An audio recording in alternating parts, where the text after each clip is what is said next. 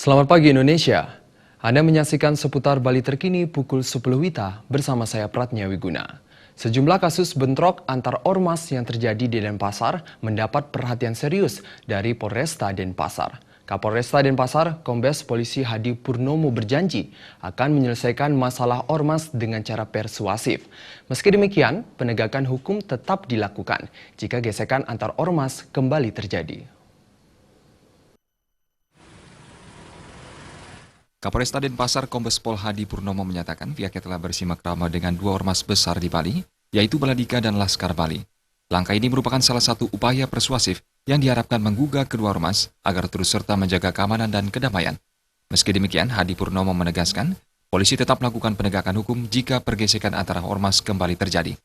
Program saya, simak-rame atau silaturahmi, kita sudah mendatangi baik itu ketua-ketuanya, baik yang terbesar di sini ormas yang paling terbesar, dua ormas. Mudah-mudahan dengan kegiatan ini kita dapat istilahnya samping silaturahmi, kita juga dapat sama-sama membina sehingga tidak terjadi gesekan. Gesekan kasih tanggung jawab, tetap hukum sebagai panglima perangnya. Kita laksanakan tindakan hukum.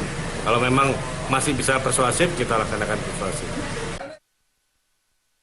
Seperti yang telah diketahui, bentrokan antara kedua ormas terjadi di Lapas Kerobokan yang merembet hingga ke kawasan Jalan Tuku Umar Denpasar.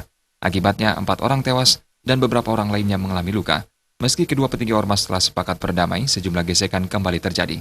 Rai Suantara, Bali TV. Nantikan kami di seputar Bali terkini 1 jam mendatang. Selamat pagi dan sampai jumpa.